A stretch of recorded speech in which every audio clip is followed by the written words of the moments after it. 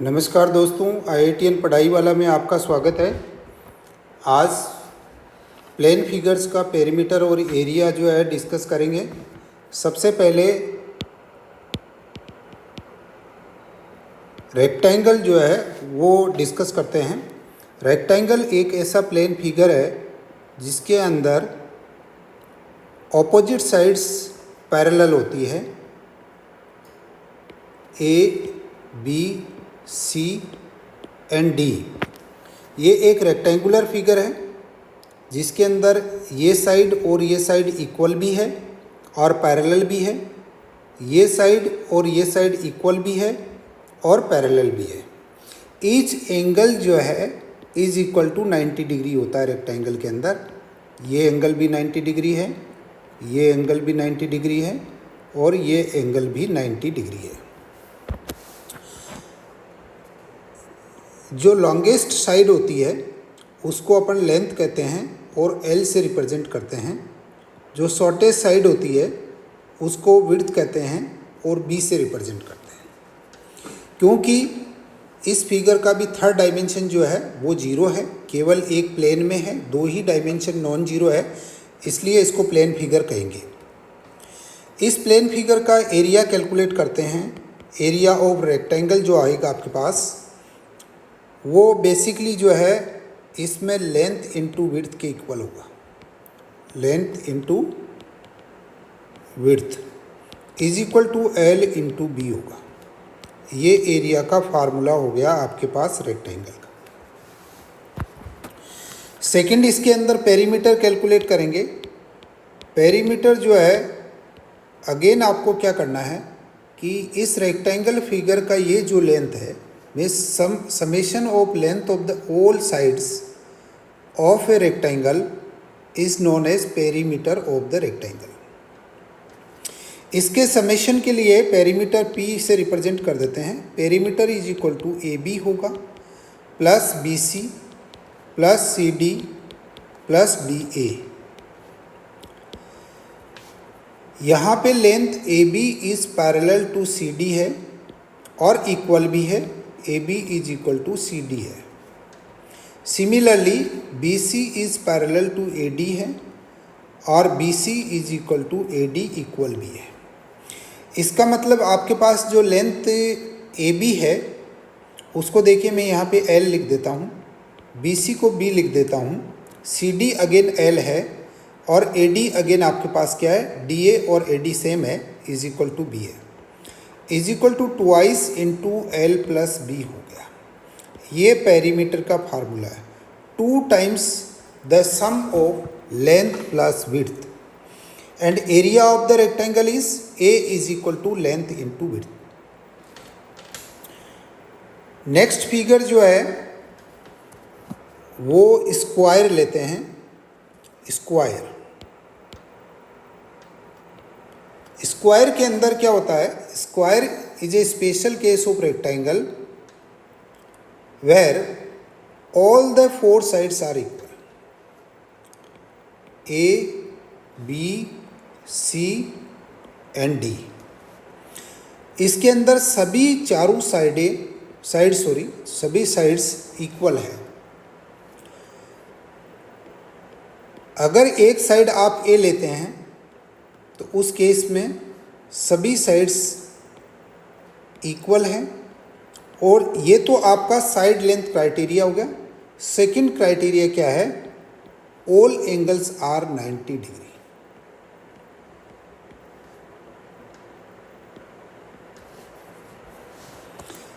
इसके अंदर अगर आप जो है एरिया कैलकुलेट करेंगे, ये स्पेशल केस ऑफ रेक्टेंगल है जिसके अंदर लेंथ और विड्थ इक्वल है। तो रेक्टेंगल का एरिया था length into width, A by A हो गया, is equal to A square हो गया। Capital A is equal to A square हो गया। Area is equal to side square. Perimeter जो है, पेरीमीटर आपके पास summation of all the 4 sides है, तो इसके अंदर A plus A plus A plus A हो गया, P is equal to 4A। Means perimeter of the square is equal to 4 times the side length।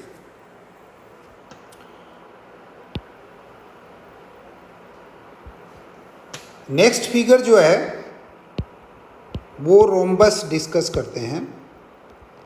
Rhombus basically एक figure इस तरीके से है जिसके अंदर सभी साइड्स इक्वल होती है और ऑपोजिट साइड्स पैरेलल होती है, लेकिन जो स्क्वायर के अंदर ईच एंगल 90 डिग्री था वह क्राइटेरिया यहाँ पे लागू नहीं होता है। A, B, C and D, इसका साइड लेंथ ए ले लेते हैं तो साइड लेंथ इसका ए रहेगा, means all the 4 sides will have the length A. यहाँ पे ये लाइन जो है डायगोनल कहलाती है, ये डी बी जो है ये भी डायगोनल कहलाती है। रोम्बस में एक स्पेशल कंडीशन ये ज़रूर सेटिस्फाई होती है, जैसे मान लीजिए कि मैं इसको क्यू पॉइंट कह देता हूँ, ये 90 डिग्री के एंगल्स होंगे आपके, all the 4 angles are 90 degree. इसका मतलब डायगोनल जो है वो रोम्बस में परपेंडिकुलरली इंटरसेक्ट करता है। इसका पेरीमीटर कैलकुलेट करने के लिए पेरीमीटर इज इक्वल टू आपके पास A B plus B C plus C D plus D A है, is equal to A plus A plus A plus A. Perimeter P is equal to 4 times the side length. जिस तरीके से square का formula था perimeter का 4 times the side length, similar तरीके से rhombus का भी पेरीमीटर का फार्मूला होता है। लेकिन एरिया कैलकुलेट करने के लिए यहाँ पे आपको 2 तरीके से कंप्यूट करना मैं बताता हूँ। देखिए आपके साइड्स इक्वल है, ए है, और अगर मैं A B D triangle discuss करता हूँ तो आपके पास ए बी और A D side length equal है, और डी बी आपका बेस अगर लेते हैं तो उस पर ये जो डायगोनल है आपका ए सी ये परपेंडिकुलर है। सिमिलरली आपका जो है बी सी डी ट्राइंगल है, तो ए डी बी और बी सी डी ट्राइंगल आपके पास क्या हो गया,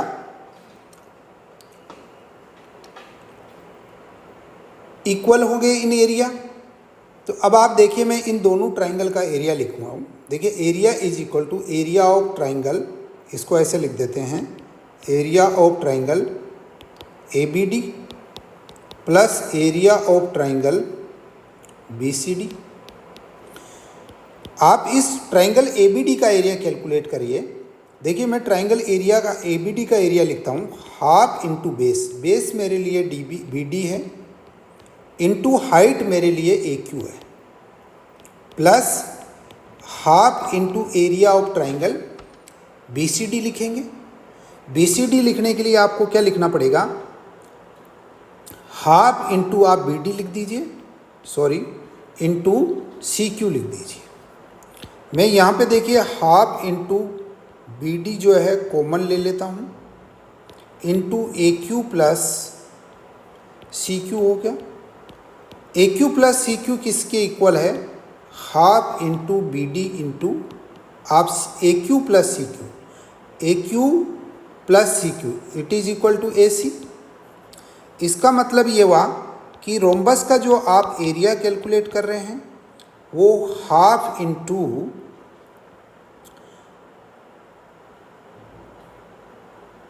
B D into A C हो गया। B D into A C को आप स्पेशल नाम दे सकते हैं प्रोडक्ट ऑफ डायगोनल्स।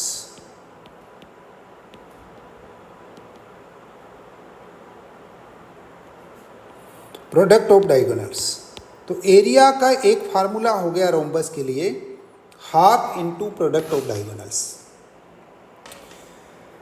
अब इसको थोड़ा सा और तरीके से भी अपन लिख सकते हैं।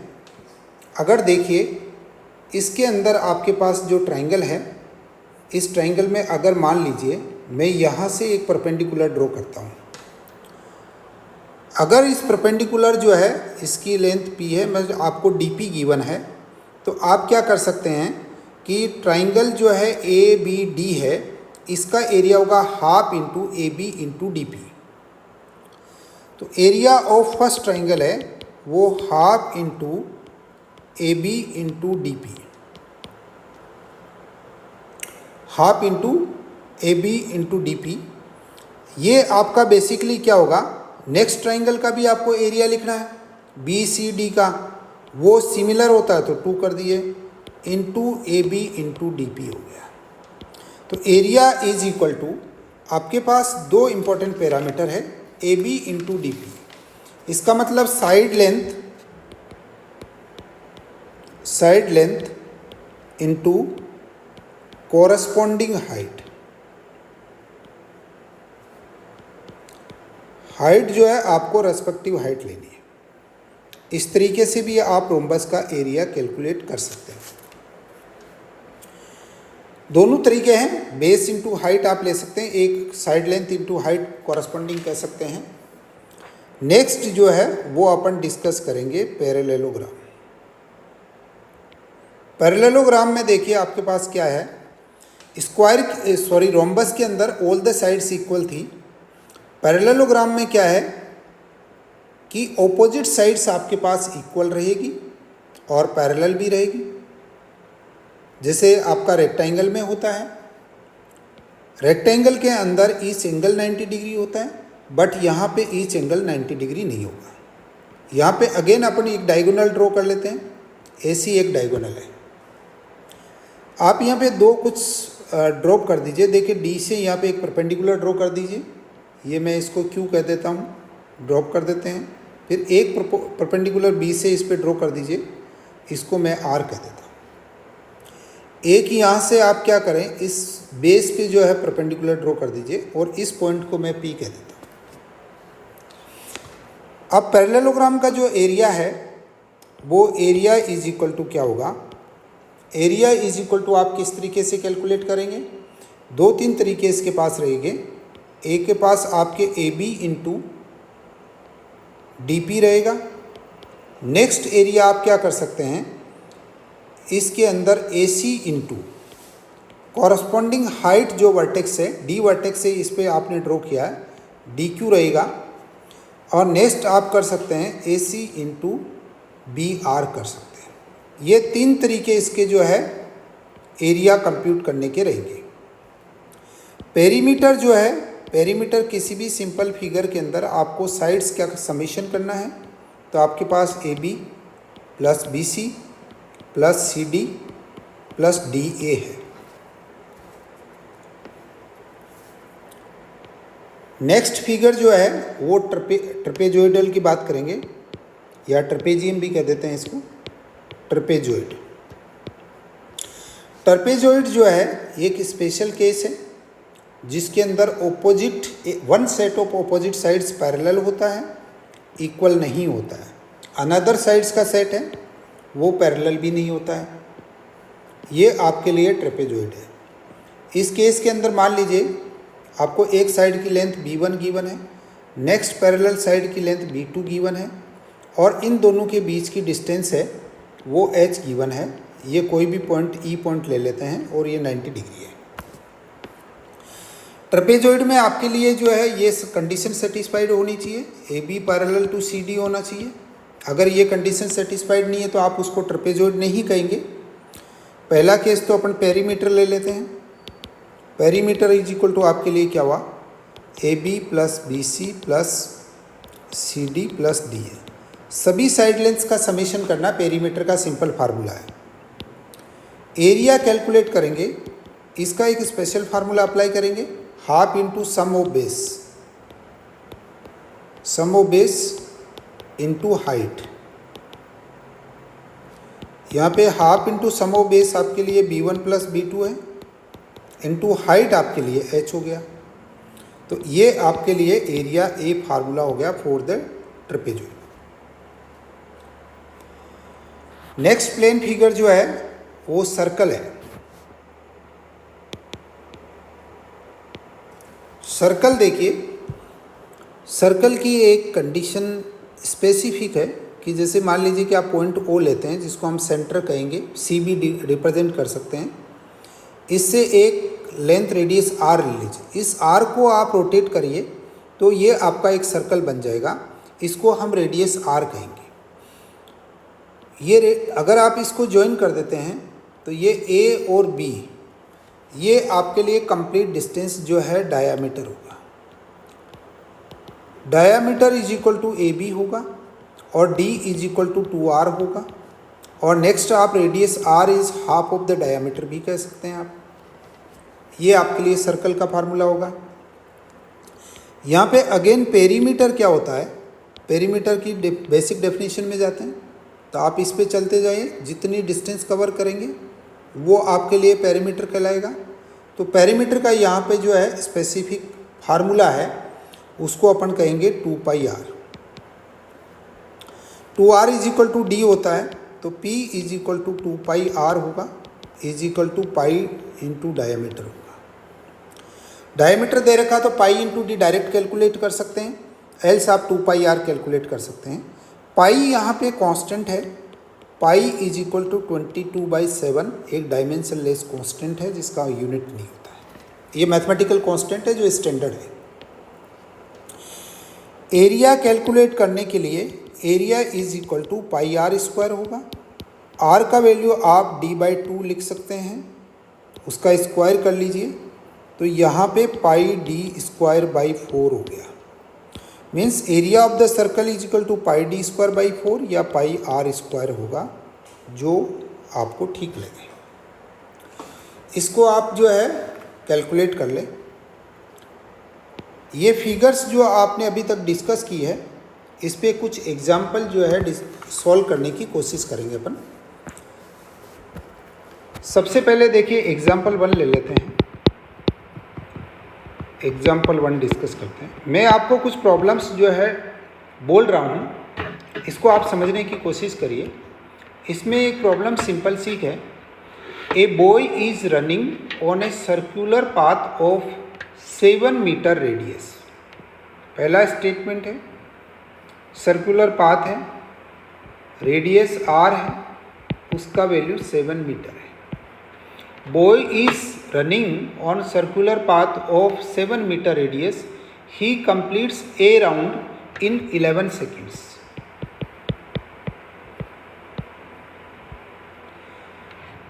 अगर ये बॉय यहाँ से स्टार्ट करता अपना रोटेशन तो इस पे चलते हुए इस पाथ को कंप्लीट करते हुए 11 सेकंड बाद में वापस ओरिजिनल पोजीशन पे आ जाता है। इसका मतलब इसने डिस्टेंस कितनी कवर की, distance is equal to perimeter of the circle is equal to 2πr हो गया, इज इक्वल टू 2π इंटू 7 हो गया। अगर आप पाई का वैल्यू पुट करते हैं तो 2 इंटू 22/7 हो गया, इंटू 2 हो गया, और इज इक्वल टू आपके पास क्या हो गया 88 मीटर हो गया इसका diameter, sorry distance covered, distance इसको covered by the boy. Time इसको कितना लगा, टाइम इसको लगा 11 सेकेंड। अब देखिए आगे ये क्या जानना चाहता है, फाइंड आउट द स्पीड। देखिए स्पीड का फार्मूला मैं यहाँ पे बता देता हूँ। स्पीड जो होता है is equal to distance upon time होता है। ये भी फार्मूला आप याद रख लीजिए, मेंटल एबिलिटी में ये भी पूछा जाता है।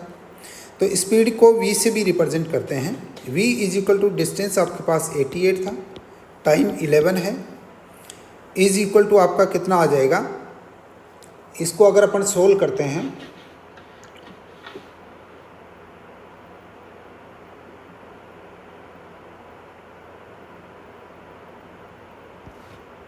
sorry I have committed one mistake here, radius actually it is 7। अगर रेडियस 7 है तो आपके पास ये 44 रहेगा, 44, इसको आप 44 लिखिएगा, 44/11 है इज इक्वल टू 4 आ गया। देखिए इस पे आपको क्या करना है कि यूनिट लिखना पड़ेगा। ये 44 मीटर है, 11 आपका सेकंड है, तो ये मीटर पर सेकंड हो गया। स्पीड का यूनिट होगा मीटर पर सेकंड। इस तरीके से आपका कॉम्बिनेशन हो गया है सम अनदर मैथमेटिकल कैलकुलेशन और पेरीमीटर और प्लेन फिगर का कॉम्बिनेशन इसके अंदर है, जो आपको यहाँ देखने को मिला है। धीरे धीरे नेक्स्ट क्लासेस जो अपन लेंगे उसके अंदर, नेक्स्ट क्लासेस के अंदर इसमें स्पीड टाइम भी आपसे डिस्कस करेंगे। एग्जाम्पल 2 सोल्व करते हैं। प्रॉब्लम ये है, if diameter of a circle is 20 metre, circle ये है, डायामीटर आपके पास ये होगा D is equal to 20 metre given है।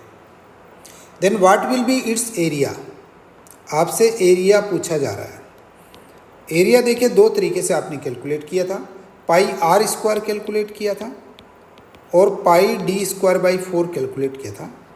यहाँ पे आपको एरिया डायरेक्ट गिवन है, आप वो भी कर सकते हैं, और अदरवाइज आप क्या कर सकते हैं कि इसके अंदर जो है रेडियस लेके भी कैलकुलेट कर सकते हैं। दोनों केस आप जैसा चाहें उचित लगे आपको। पाई बाई 4 लिख देते हैं, डी का स्क्वायर आपके लिए 400 होगा, 20 का स्क्वायर तो 100 पाई आ गया, लेकिन डी का यूनिट मीटर है तो यह मीटर स्क्वायर आपका एरिया होगा।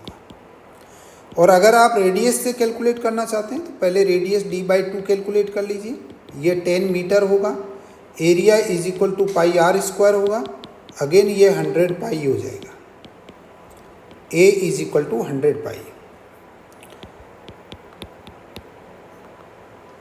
एग्जाम्पल 3 देखिए आप। एग्जाम्पल 3 के अंदर अपन क्या कर लेते हैं, स्क्वायर सोल्व करने की कोशिश करते हैं। देखिए प्रॉब्लम ए है, if diagonal of a square is 10 root 2 then find out the perimeter of the square. Square के अंदर ये गिवन है कि ये डायगोनल जो है ये आपके पास 10 रूट 2 है और आपको पेरीमीटर पी कैलकुलेट करना है। 10 रूट 2 मीटर ले लीजिए इसको। तो देखिए आपके पास ये साइड लेंथ स्क्वायर के अंदर इक्वल होती है, इसको मैं डायमीटर डी कह देता हूँ। पाइथागोरस थ्योरम के अकॉर्डिंग डायमीटर डी होगा a square plus a square होगा is equal to root over 2 a square होगा और d is equal to root 2 a होगा। यहाँ पे आपको डी गिवन है, आप ए कैलकुलेट कर सकते हैं। A is equal to D by root 2 होगा, 10 रूट 2 बाई 2 होगा और इज इक्वल टू 10 होगा। ये 10 मीटर है आपके लिए। अब आपको पेरीमीटर चाहिए, स्क्वायर का पेरीमीटर 4 इंटू ए होता है, तो 4 इंटू 10 हो गया, 10 मीटर में है तो अगेन आपका पेरीमीटर का यूनिट भी मीटर में आएगा। Perimeter is equal to 40 metre. Next example जो है वो 4th वन डिस्कस कर लेते हैं। इस एग्जाम्पल के अंदर